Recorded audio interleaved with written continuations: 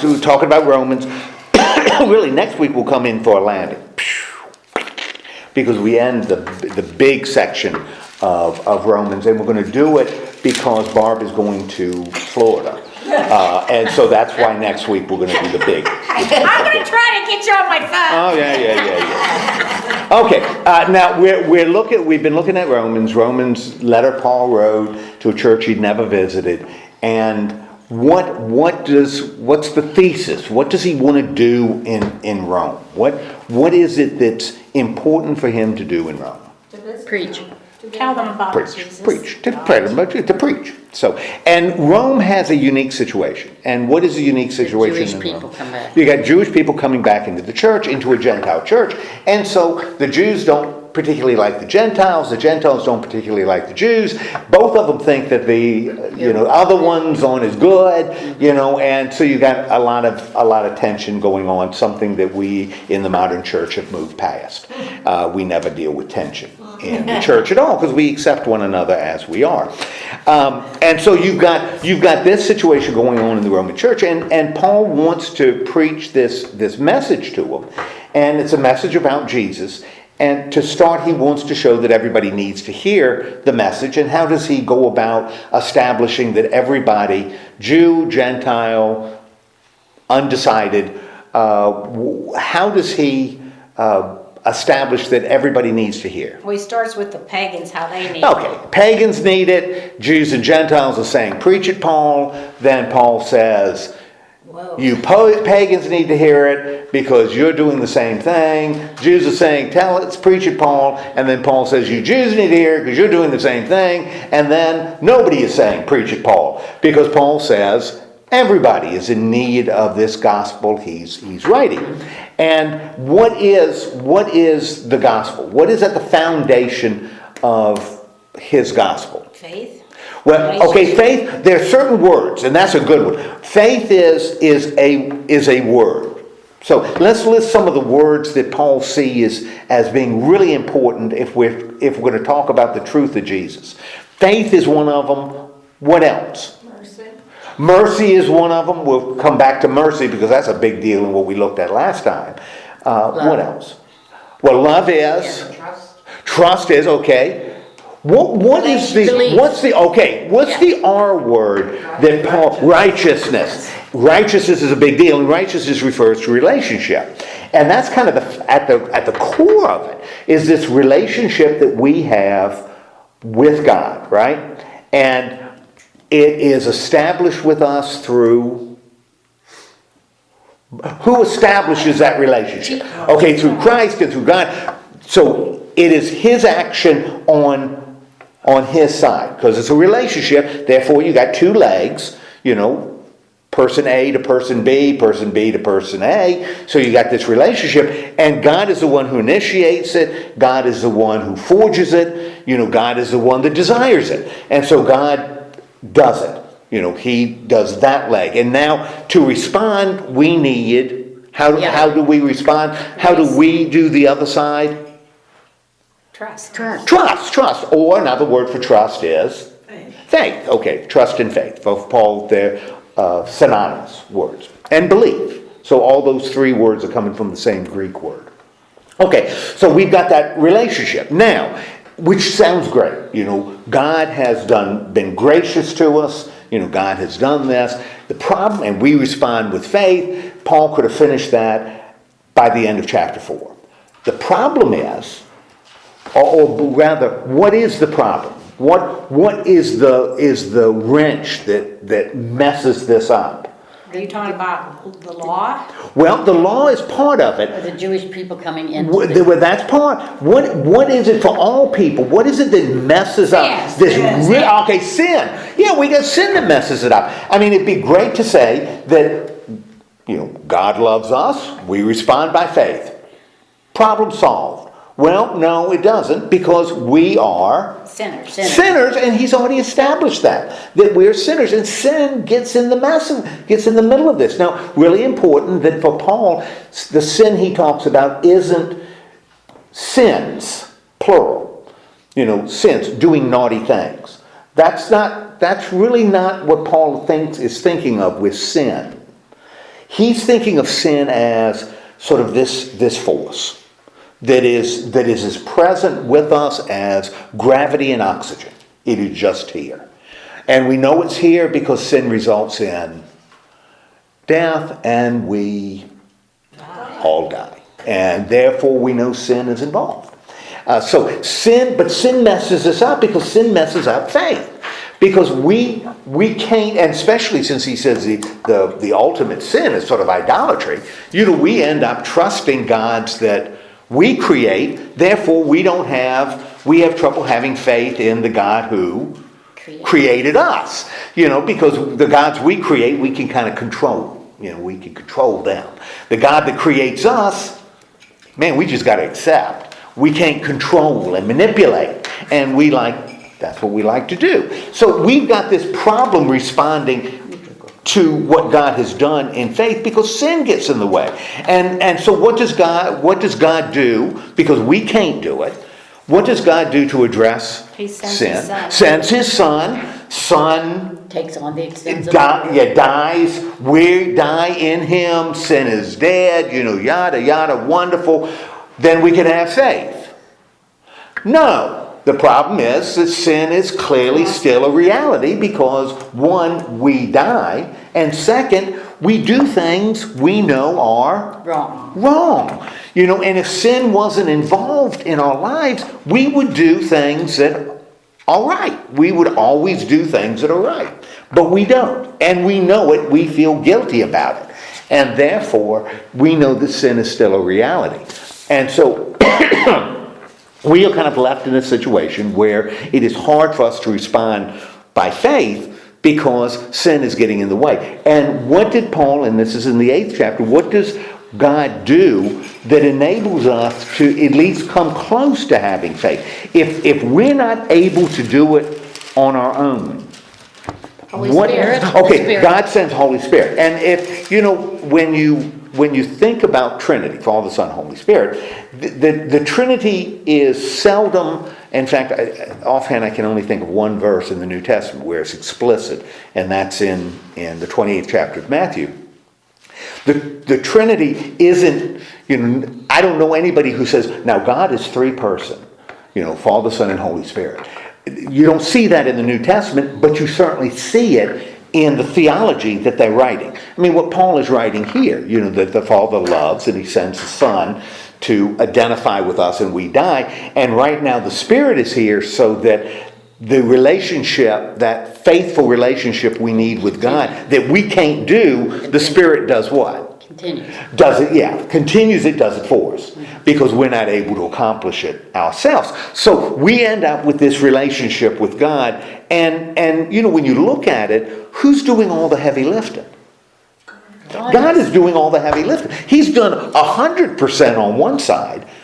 And even on our side, he's done 95. Yeah, 99.99%, maybe 100%, because if we had 1%, we would do what?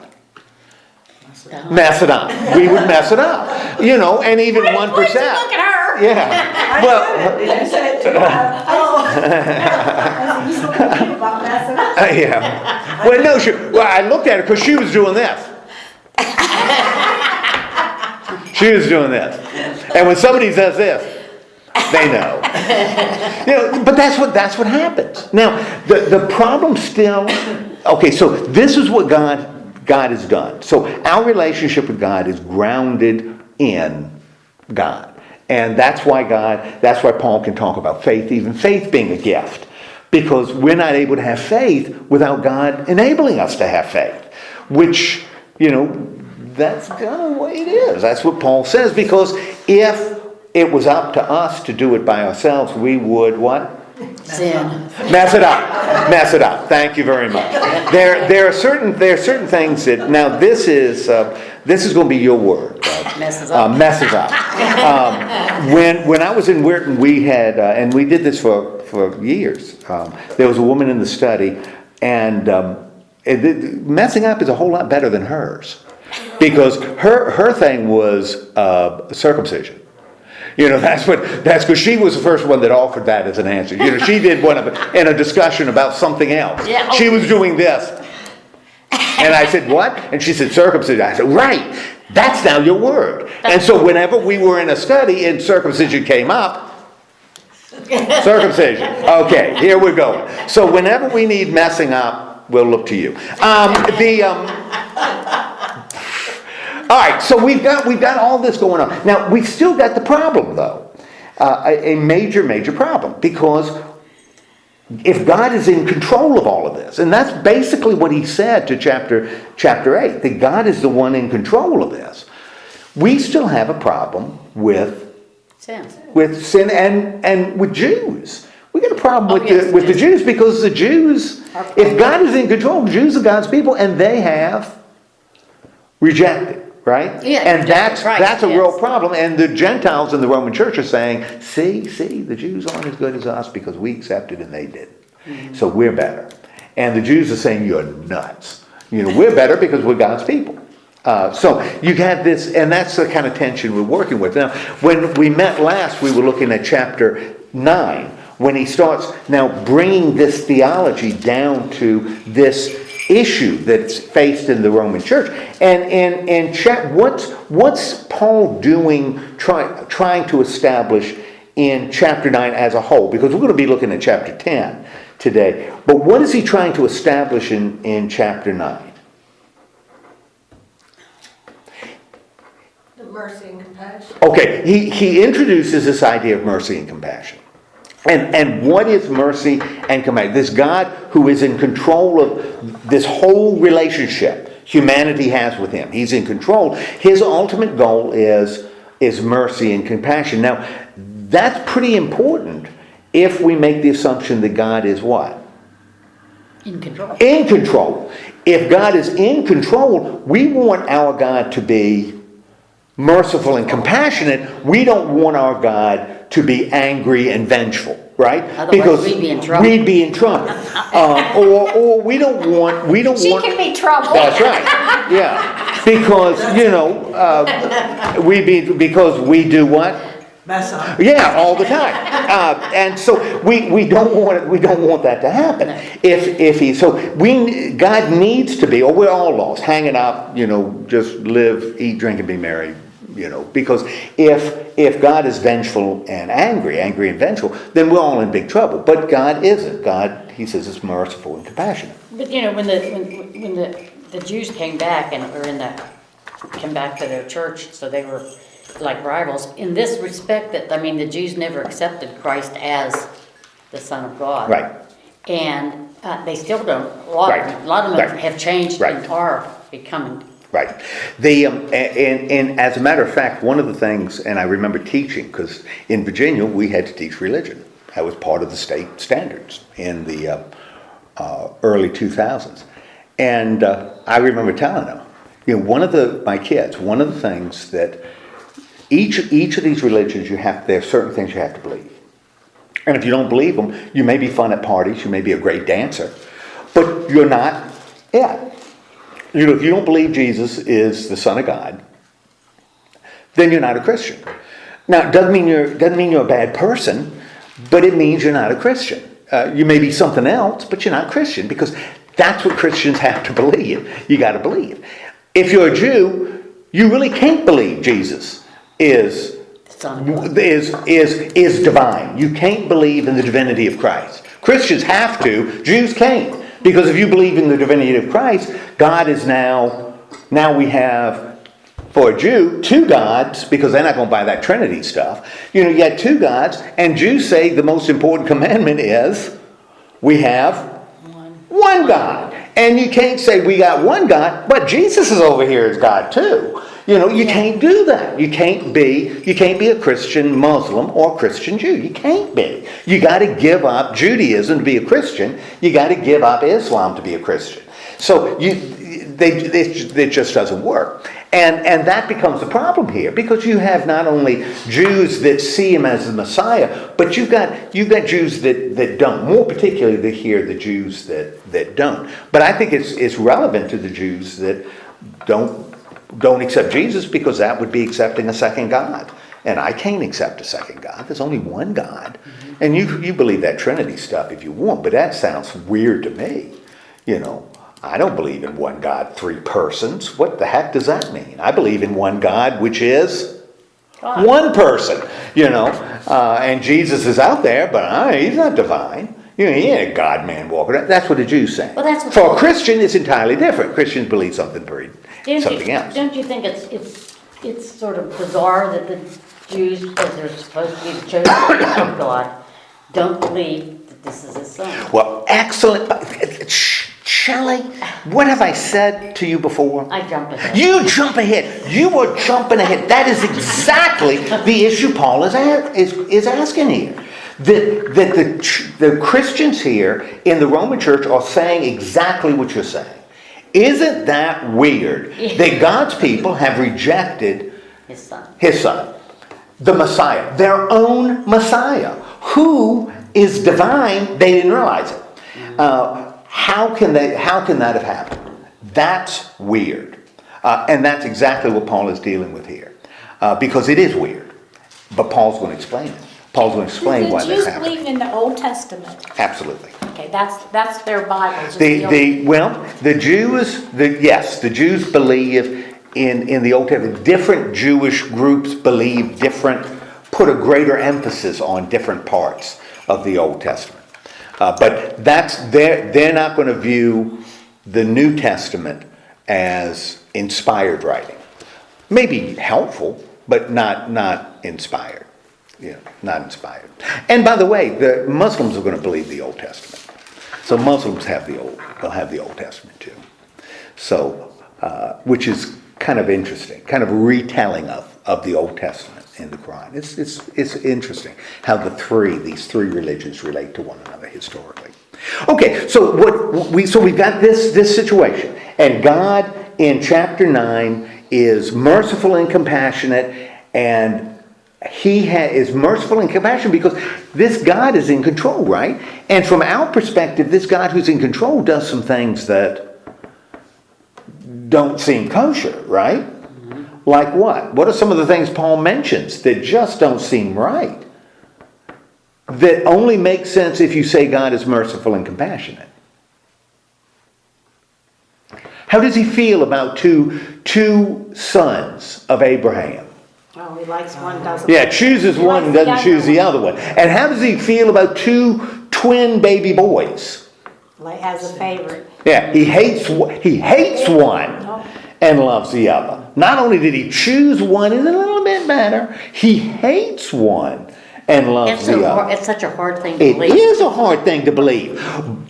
And it makes absolutely no sense unless we believe God is merciful and compassionate. Which means somehow in what God has chosen to do, he's showing mercy and compassion to the one he hates. Showing them to both. Showing mercy and compassion to both. And that's something you gotta file back in the back of your mind. Because chapter 11 doesn't make any sense unless that's back there. And that's what he's establishing in 9. Is there a reason why God hates the one? I mean, Shelley, what have I said before? jumping ahead. You jump ahead. Yes, yes, there is a reason. Jeez Louise, well, just go ahead. Let her. We'll jump ahead. You're absolutely right. There is a reason why he's doing that. And that's what he's challenging his people, both Jews and Gentiles, to see. That there's a reason that God is doing this.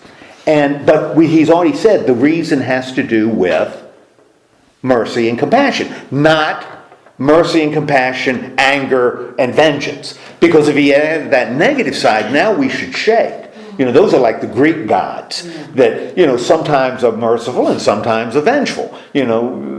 Zeus playing with people like they're pieces on a chessboard. That's what Paul's saying. That's not our God. Our God is always merciful, always compassionate. But still he's in control. Therefore the potter doesn't say to the clay, what do you want to be when you grow up? The potter takes a hunk of clay and makes it what he wants. Makes it into what he wants. And sometimes it's a vase and sometimes it's a chamber pot. And that's just the way it is. That's what it is. But that's up to the potter. But the potter's intention is always what? Mercy and compassion. Always. Okay, so establishes at chapter 11, or at the end of chapter 9, when we get to verse 30, we still have this. All of this is fine about chamber pots and potters and, hating and loving and hardening hearts and all this kind of jazz that he's talked about earlier in chapter 9. But we still got a problem. And what is the fundamental problem in verse 30? You've got the Jews, right? And the Gentiles, right? Yeah, and the Gentiles didn't pursue righteousness, but they obtained it. That we've got this issue, right? We've got the Gentiles, and the Gentiles what? They have faith. Didn't care about righteousness. Gentiles didn't care about righteousness with God. Why didn't they care about righteousness with God? Because they already had it? Well, they didn't know about God. They didn't know about God. Because the Gentiles were crying out loud. Gentiles who don't care end up being in this relationship grace based on faith. And remember, we don't want to negate everything he said about faith. Faith is a gift from God and, is not just something we generate ourselves. We don't want to rewrite Paul just because, he's moving on in his argument. We got to take everything else he said. That somehow they've recognized that God has done this Gentile church. And they weren't even looking for it. But they kind of stumbled into it. And how does that with whom does he contrast that? With the Jews. With the Jews who Were the chosen. were chosen and constantly looking for a good relationship with God. And they didn't achieve and figured it was based on obedience. They didn't do it by faith. Right. They assumed it was based on obedience by following the law, and as a result, they stumbled. Didn't get it. Didn't get it. They weren't able to be in this righteous relationship. Now, right as you look at this, you could say, whose fault is that? The Gentiles find righteousness through faith, even though they weren't seeking it. The Jews are seeking it. They obey the law and they miss righteousness. Who's to blame? Well, the Jews didn't do it The by Jews faith. are to blame. Yes. Thank you, Shelley. You're welcome. The Jews are to blame. My goodness gracious, because they should have known better, right? Yeah, you think. You think? What does Paul say? Why did they miss it? Because right here he could have said, the Jews have been a big disappointment for God. And God has had to move on from them. And now he's accepting the Gentiles as his people. He doesn't say that. What does he say has actually happened to Israel?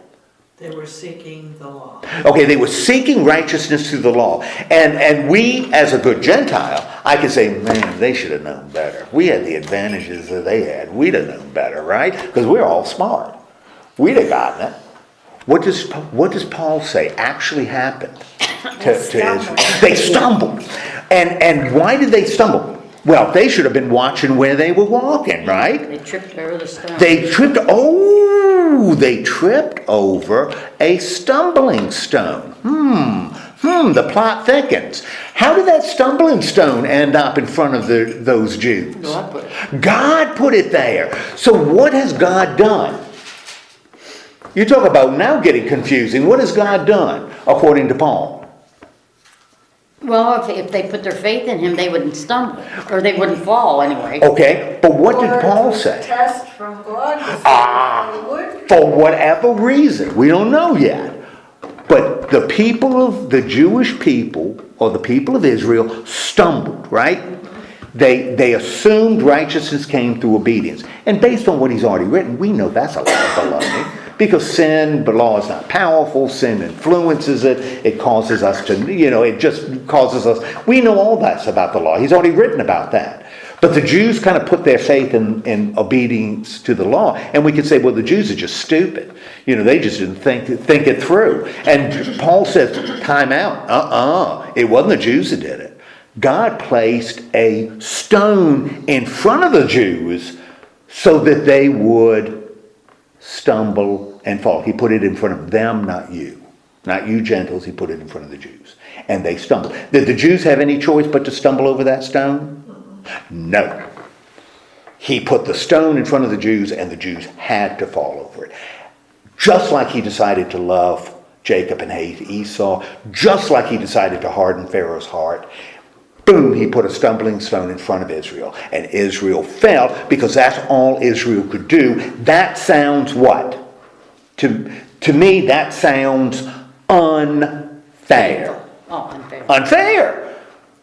Because could Israel have said, we believe? Could they have done it? Based on what Paul says here? It had to be that way because Jesus had to be crucified. Well, could they have said, we recognize the error of our ways, we're coming back? They have could done that? have, but- Well, by what Paul says. No, they could not have. They weren't ready. No more than a hunk of clay can say to the potter, oh, I want to be a vase. They can't say that. Because they're nothing but clay. No, so are we. They're trying to establish their own way of getting Well, righteousness. Paul, let's go with that. Let's think about this. So, this is really pivotal here. That they stumbled over, not because they were clumsy or weren't paying attention. They stumbled because God put the stone in front of them. And they fell over the stone just like God intended. But remember, we don't want to forget, what is God's ultimate intention?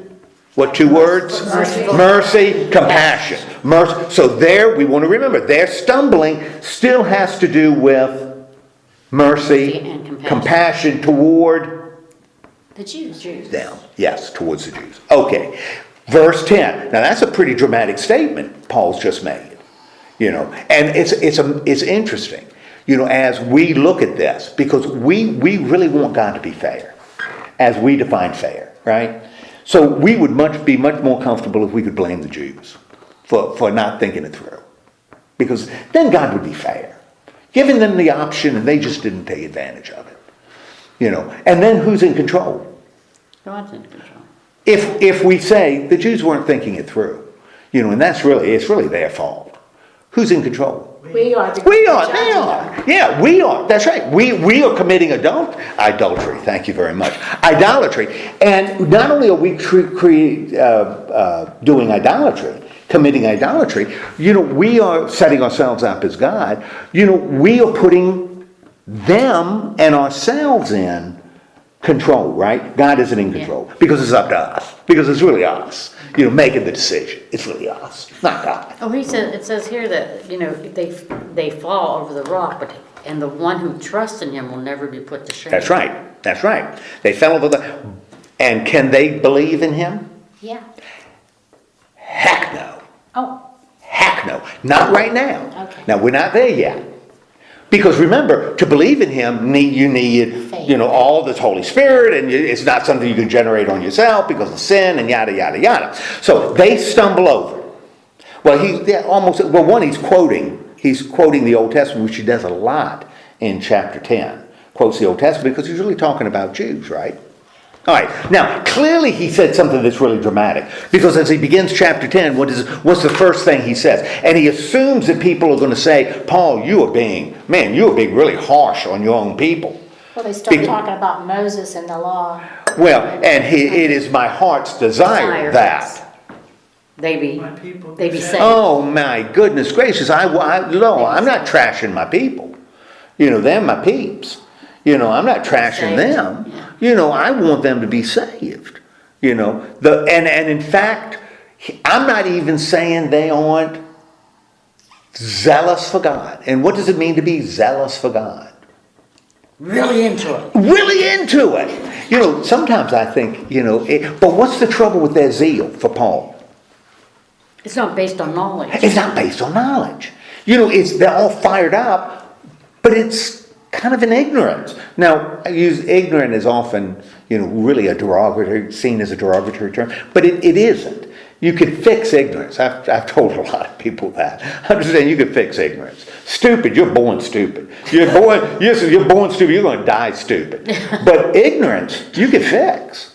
And how do you fix ignorance? Education, you learn. So you can stop choosing to stop being ignorant. You can't choose to stop being stupid. I mean, that's just the way it is. But this and ignorance here, that's why we never let Maggie use, we didn't like her using the word stupid, because that's a horrible thing to say to somebody. I know, I didn't You like know, my that's kids awful. call each other. Yeah, because stupid, you're stuck, Yeah. But ignorance you can fix. And he says the problem with them is they're fired up for God. It's just not very enlightened. It's not knowledgeable. Just as I was reading it this morning, I was thinking, wow, how often I've said in my life, boy, is he fired up. Oh man, he is really fired up with God, for God. Ooh, man, what a great example. Ooh, excited, really great. And these other guys, they're kind of boring. They're not fired up at all. We want to be fired up. New believers. Well, you know something? If you're fired up and ignorant, that ain't a good thing. Being ignorant and fired up may be a bad thing. So maybe you need to read a book before you get all fired up and start telling people what you know. New believers are very... Right. And if you've got new believers and old believers, we would hope old believers know a little bit more, than new believers. And sometimes though the new believers are the ones that know more than you think. are the ones who are, what's that? Fired up. They're fired up, but they're also saying, you shouldn't be doing that. Sometimes they're really judgmental. They're not the ones saying, different idea. They're the ones that are very, you shouldn't be doing that. That's what you got to believe. This is what you need to believe. Kind of like that, because they're fired up. And that's what he's saying about the Jews are fired up, and being fired up is a good thing. I don't think he's saying it's a bad thing. The problem is when you're fired up and you're not enlightened, when you don't have a lot of knowledge and fired up, that's not necessarily good, because it kind of leads you in directions that you probably shouldn't go. Just being fired up isn't necessarily enough. And then he follows it with several gar statements. And what has, because they lack knowledge. What do they lack knowledge? What are they ignorant about? Righteousness? About righteousness. And in particular, what about righteousness? It would be righteousness for everyone if they believe. Well, what about righteousness are they ignorant in verse 3? That God is the law? Well, not God is the law, but what does it say in verse 3? Verse 3. Since they did not know the righteousness that comes from God. Say it again. They did not have the knowledge that comes from God. They were ignorant that righteousness what? Comes from God. And in fact, what do they think? They think they need to establish their own righteous relationship. So what they're doing is sometimes what we do. That righteousness comes from God, but we got to do stuff. We got to do stuff to fix it, to get it right. And that's what the Jews did. That's what he says the Jews did. They were ignorant that righteousness, both sides of the relationship, really come from who? God. Come from God. That both sides. Because we can't even do our side without God's help. Yes. Because we're going to do what, Barb? Yeah, that's right. So we can't even do that without God's help. So righteousness, but they don't think that way, right? Because they think they can do what? Make their own. They think they can make their own righteous relationship with God. Okay? And because of that, what are they ignorant? Since they believe that, what have they totally become ignorant about? What do they have no knowledge about? Who's in control? Well, in verse 4. Christ Because is the they're law. seeking their own righteousness, and their righteousness is coming how? Through the law? Through the By law. obedience to the law. And what have they completely missed in verse 4? Not putting God Faith. first. That Jesus Christ is the Son of God. end of the law. Oh, okay. Is the end of the law. Is the end of the law. At least when it comes to what? Having a relationship. Having a relationship with God. That Jesus Christ and the Spirit is the means by which we have relationship with God, which means the law can no longer be seen, even though it never worked, can never be seen as the way for us to establish our side of that relationship. The Jews were completely ignorant. I was gonna say stupid. Well, now see, that's what I want to draw the distinction between ignorant and stupid. Okay. Because if they're stupid, That he can't learn. that it's impossible to learn. Now, it's really easy that, it's really interesting that he chooses ignorance. Because he could have said they were blind, there are a lot of words he could have used that, other than stupid, well, that's my word, I like, but he could have used other words that, talked about their lack of control, but he chose ignorant. And ignorance isn't something, we have control over ignorance. Even in this first century, people had control over ignorance, because he says they don't know. That's the problem. So the problem is God's people don't know that relationship with God is based on Jesus Christ, is based on God's action, human response. Okay, now what becomes an obvious question? There's an obvious question here when Paul makes this statement. Anyone can be saved. Well, why? Why? What has Paul already said about God? God is in control, right? So what could God do? Boom, he could make sure the people knew, right? God could do this, couldn't he? If he's in control, he's the potter. He could do that with the clay, right? Mm-hmm. But God hasn't. Because if he had, the Jews would believe. So for some reason, God hasn't done that. And he also, remember in chapter 6, talked about hardening hearts. Hardening Pharaoh's heart. So, God didn't do this. That becomes a real big question. Why wouldn't God do that for his own people, right? He wants them to come to him. Well, let's see. Because Paul's going to tell us why. All right? Now, in verse 5, he's not going to tell us yet. He's going to tell us in chapter 11. But before we get there, he's still going to talk a little bit about this relationship and kind of bring this idea of righteousness and faith together, because that's really what he's talking about here. He wants to finish this before he answers that question. Why wouldn't he do that for the Jews? Cause them to understand. Okay. And when we get to verse 5, well, even in the beginning of chapter 10. Verse 5. Who does he start quoting in verse 5? Moses. He starts quoting Moses. Now, why would he choose to start quoting Moses? Because Moses is the one that brought the law of commands.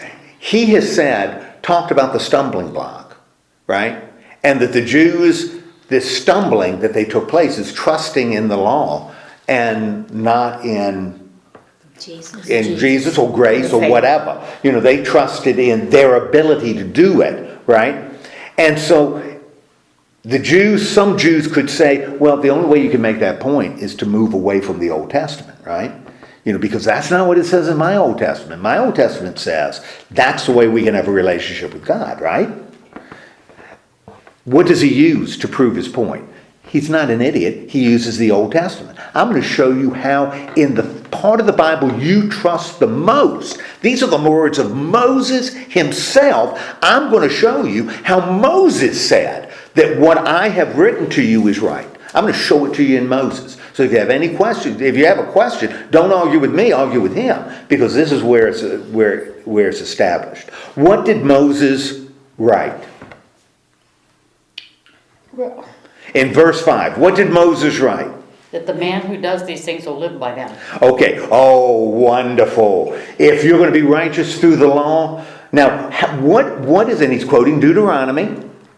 What is he suggesting about, okay, if you're going to ground your righteousness, your relationship with God on obedience to the law, then what do you need to do? You have to live by You got to live the law, right? Some of the law? No, all of it. You got to live all of the law. Not all of it. Most of it, right? All of it. All of it? All of it. Have you seen the law? Yeah. There's a lot of stuff in Yeah, there. there is. I know. Really? And you got to do it all? Yeah. Wow. So if according to Moses, if you're gonna be righteous as a result of obeying the law, you got to obey. All of it. Everything. I can still do 71 miles per hour on the interstate, right? That's still okay. Hey, don't say anything. I just come across the interstate. Yeah, it's okay. It's okay. It's okay. It's okay for Barb to drive 75 going down to Florida, right? That's I okay. think that is. Is that okay? If she's driving 75, she's driving slow. Yeah, that's exactly right. Really? The oh yeah, they're flying, especially on Christmas Day. They'll be cooking. So if you're gonna be right with God, Patty, if you believe you are right with God through obedience, and if you believe, if that's what you believe, you have to be obedient, right? And you have to be obedient to it all. Period. Close the book. Elvis has left the building. Now, what has Paul already said about the law? I mean, he makes this statement here because he's quoting Moses. What has he already said about the law? Causes you to stumble. Well, that's right. The law has no power. The law was never intended to make you right with God. The law just shows you what sin is. It's like a textbook of what sin is, because if the law says to do that, all of a sudden you're thinking about doing this. So the law never had the power. But if you claim that this is your relationship with God, you got to do it all. You can't cherry pick it. You can't cherry pick the law. You got to do the whole shooting match, right?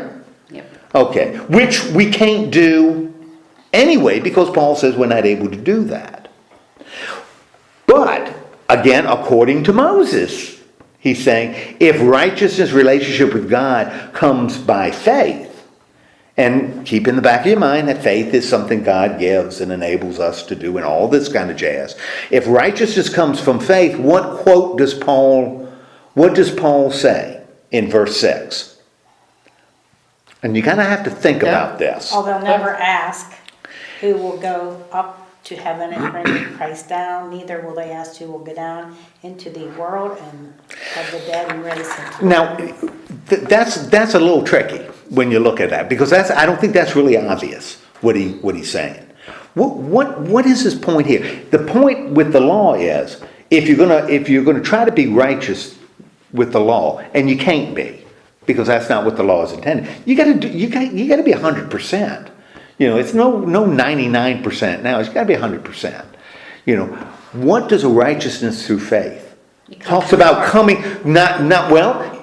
Yes, but we're sticking with what Paul says here. It says, you don't say in your heart, I'm going to ascend to heaven to bring Jesus down. I'm not going to go to who will go to the abyss to bring him up. What is he saying here? If I believe, if my righteous relationship with God is grounded on trust that God has enabled me to have, I won't have to do any of that. good. That is exactly, I think, what he's saying. What he's saying is that if when we come to that conclusion, we no longer feel as though we can't. In fact, not only do we feel we can't do any of that. We're not even going to ask it. Going up to heaven to bring Jesus down, we don't have to get Jesus to come down to earth because what? He's there with us. He's already done that. And we don't have to bring Jesus up from the grave because he already did that. All of this has already been done. And if our relationship with God is grounded in faith, we're not going to be looking to cause Jesus to rise again. We're not going to be looking to get Jesus to come down from heaven because part of trust is understanding what? It's already done. It's already done. And who did it? Jesus did it. Jesus or God did it. Who didn't do it? We did. Us. We didn't do it. We didn't do it because we couldn't have done it anyway. Okay. So, I think that's really, really important. Then that's the contrast he's making. And what's neat is he's making that contrast using Moses. So he's not making it up. It's not his idea. He's using Moses. So what is his conclusion? What is Paul's conclusion? But you have to have faith. Well, what does he say in verse 8? You have to, verse 8. The word is near you. But what do we say? We're not going to say that. What do we say? The word is In your near mouth and in you, your heart. on your lips and in your heart. So how is that? How is that word close? Because he talks about word. How is that word been that he's talking about in verse 8? How is it made close? To the Spirit. Because it's been proclaimed to you. You know, so this very word that is sort of the basis has been proclaimed to you, right? And now he talks about how has it been? What is the word of faith?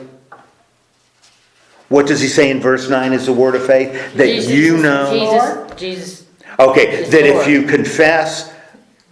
with your mouth, Jesus is Lord, and believe in your heart that God raised him from the dead, you will be saved. I love this. Because remember, he just said, one of the things, if you recognize that righteousness is from faith, you no longer are going to be thinking about how do I bring Jesus down. And we're no longer going to be talking about how do I bring Jesus up, right? And the right Jews are here, still looking for well, him. in here, he says that the word of faith, the key to faith is that Jesus is Lord, which means he's already come down and he was raised from the dead. He always was raised up. And if that's what we believe, that's the word of faith, then We're saved. say that again. We're saved. Well, see, interesting, Shelley, because what you did was you used a certain tense. Past You tense. said are, no, you said are saved.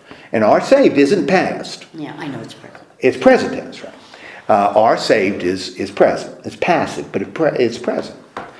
Does Paul use present tense? Oh, what does he use? You will be in future. Will be is future. And remember, I told you, for Paul, that's really important. Because Paul sees salvation, ultimate salvation, as something in the future. We are not saved now.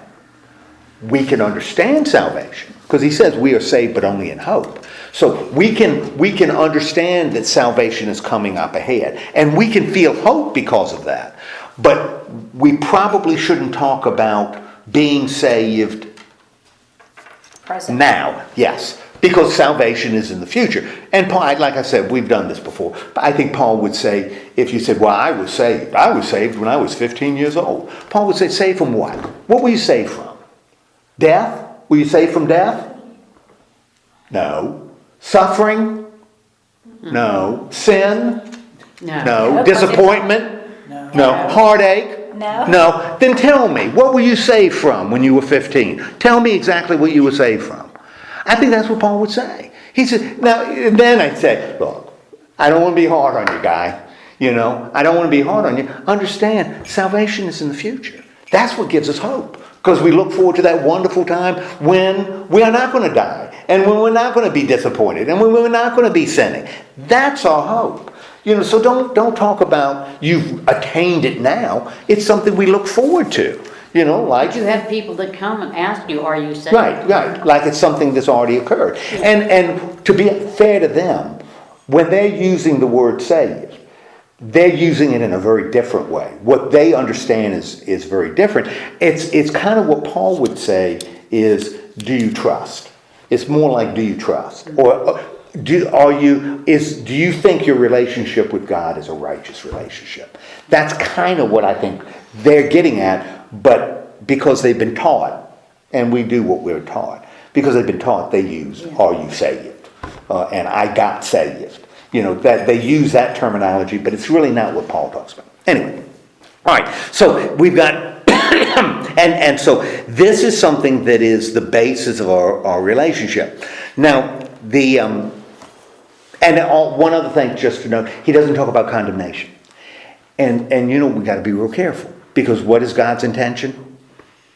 It's for Mercy and everyone. compassion. Mercy and compassion. Mercy and compassion. Yeah, Mercy for and everyone. compassion. And he doesn't say here, you know, if you trust, you will be saved. If you don't trust, you will be damned. He doesn't say that. And I think that's really significant, because for some reason, a lot of Christians feel the need to add that second point. And it's not here. That, well, if you trust, you'll be saved. But if you don't, you bought a one-way ticket to hell. He doesn't say that. That's something I'm going to add to it. Why am I adding it to it? I don't know. I just want it in there. But it doesn't make it true. It doesn't make it the teachings of Paul. That's not what Paul says. He says that if you trust, you have the assurance of salvation. If you don't trust, why don't you have hope for salvation? Why wouldn't you have hope for salvation if you choose not to trust God?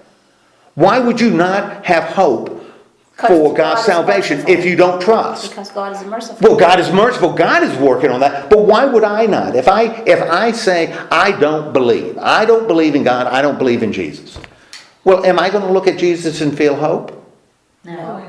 Why? I know it, right? I can't. If I don't trust Him, the only reason I feel hope in Him is because I trust Him, right? The only way I can anticipate my salvation is when I trust in Jesus. If I choose not to, I'm not doing that. That has nothing to do with what God is doing with me. I don't, that's His business. From my standpoint, I'm not going to find any ultimate hope if I've chosen not to do that. Why would I? God doesn't need to intervene in any other way. Yourself the God. Well, that's right. I'm doing everything else that Paul has said. I'm worshiping bushes of sticks or something. I'm worshiping myself. I'm worshiping the law. But I'm certainly not trusting in God. Okay. And therefore, that's why he can say, if you believe in your heart, you're justified and confessed, you will be saved. Because that's what you're going to end up believing. So what Paul has established here is this wonderful connection now that he introduced in chapter 3, this wonderful connection between righteousness now and faith, and introducing this idea, right, and salvation. So we've got faith, righteousness, and salvation here. Righteousness is something we can experience when? When can we experience righteousness? When we trust in God. When there's trust, and that can happen when? In your belief that you When? When we have that relationship. Yeah. When? Past, present, future.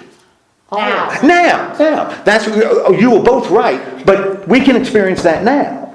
Salvation is In the future. in the future, so it's a hope. So what Paul is doing is, and all of it's grounded in faith, in God's grace and our response through faith, understanding that we can't have faith unless God does what? Helps us a lot. Unless God helps us a lot. Okay, so here we've got this established. And this is what's been working, and man, he has taken now 10 chapters to do it. But he's got this little pattern established, and it's something that the Gentiles, right, believe, and the Jews do not. And we still don't know why. We still don't know why. Now, in verse 14 and 15, he throws out the possibility of why. But they don't think Jesus has come yet. They just think of him as a like a preacher. Okay, why?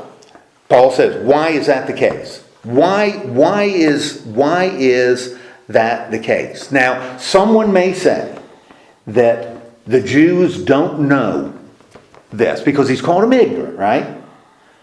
What would be the most obvious reason? And you got an ignorant person. Nobody preached it. Nobody shared it with them. Poor Jews. Nobody shared it with them. Oh my goodness gracious. So we could say they don't realize what God is actually doing because nobody told them, right? That's really sad. That's really sad. Is that the case with the Jews? Heck no. Heck no. Heck to the no. Why can you say heck to the no that no one told them? Because he even says, if somebody doesn't preach, geez Louise, how can you know? The little teenager in Saudi Arabia where it's illegal to share the gospel and he never hears about Jesus. Is it his fault that he doesn't know about Jesus? No. Is it his fault? Heck no, it's not his fault. Nobody told him. How would he know? You know, how would he know about this relationship we can have with God? Can't know it, right? So maybe the Jews are in this situation. Are they? Have people told them? Heck yeah. People have been telling them For years. all over the place. And in fact, based on what Paul is doing, they were being told, The very beginning when he came. yes, but they were told even before Jesus came. That he was The Old, The Old Testament. the Old Testament is chock full of it, at least for Paul. Paul said that they had the Old Testament, so they've had people telling them forever. So you can't blame it on the fact that they haven't been told, because indeed they have, right? Well, but they don't understand. So let's give it to them. They don't understand, right? Ooh, now Paul's going to introduce the thing he's going to develop in chapter 11. Now we're going to get to the why. So we can't give them a pass because they didn't know. You know, that they're ignorant because they never heard. They're ignorant because of something else, some other reason they're ignorant. Well, clearly though, if they were told, they don't understand this, right? So why don't they understand? Jealous. Gentiles understand. Why don't the Jews? They were jealous. In verse 19, he quotes again who? Moses. Moses, and he throws in a verse, and it says I, you know, in what he quotes. But is it Moses who's talking? No, it's God. It's God who's talking, right? And what is God? What does Paul say God is doing with the Jews, his people Israel? Make them envious. He's making them jealous. He's making them Angry. He's making them angry. So they were told, but they don't understand. God is doing something to make them angry and jealous. Now again, go back to what is God's ultimate intention Have them believe. for the Gentiles and the Jews?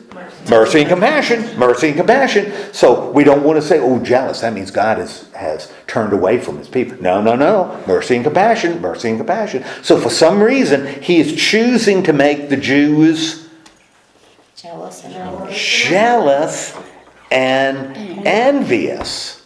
And in verse 20, quoting from Isaiah,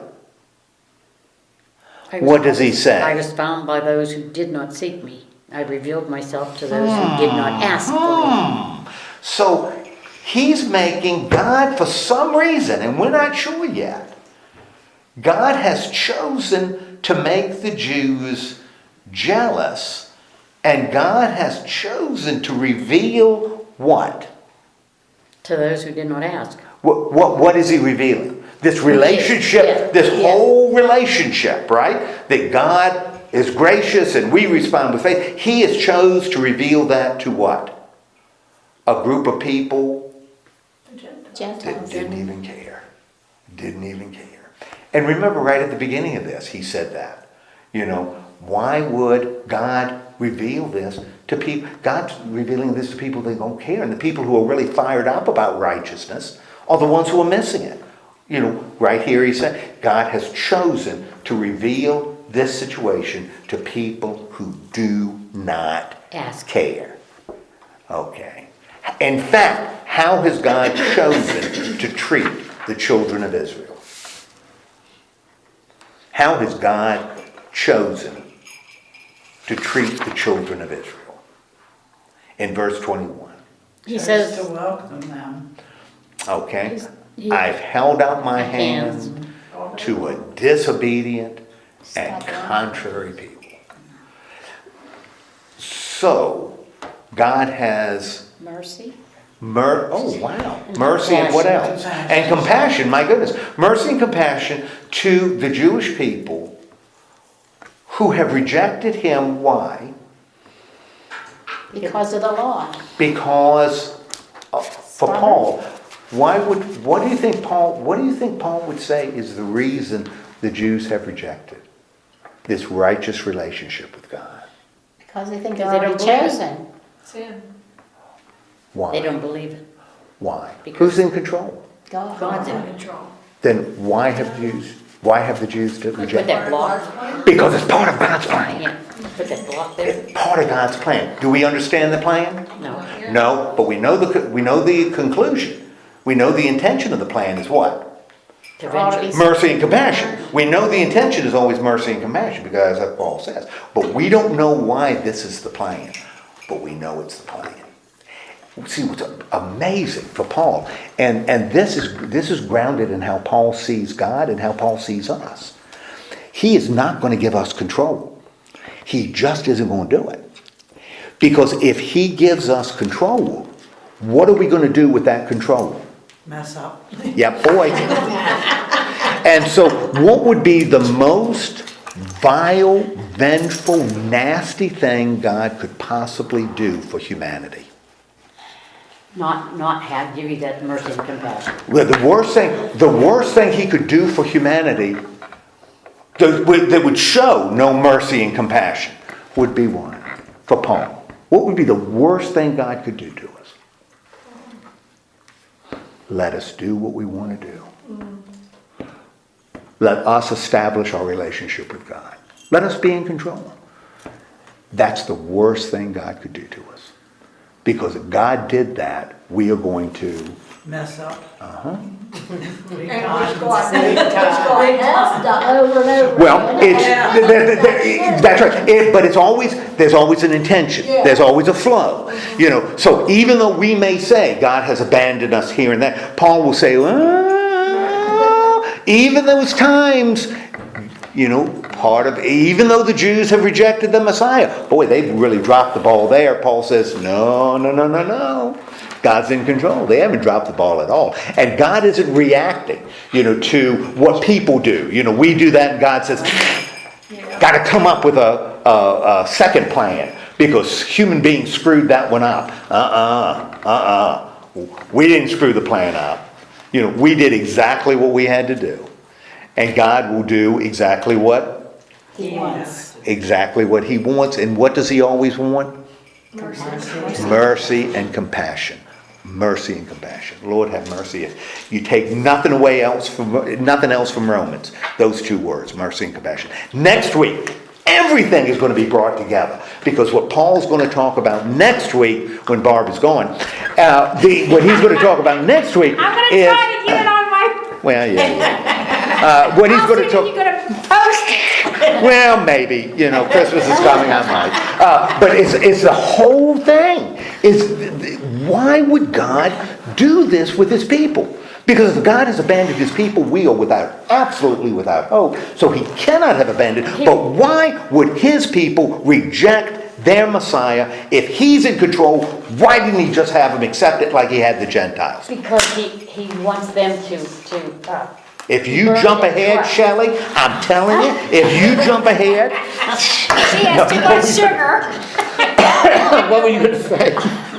he wants them to come to him by faith, not by law. We'll see. Maybe I'm wrong. We'll see. All right, let's have a word of prayer. Lord God, thank you so much for helping us move through this. Remind us that you are in control. For some reason, there are times we want to be in control because I guess we think we could do a better job than you.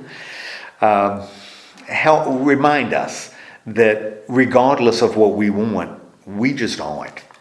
And not only help us to accept that, but help us to feel the incredible joy and the incredible hope that comes from knowing that not only is our destiny, but the destiny of the entire world is in hands far stronger than ours will ever be.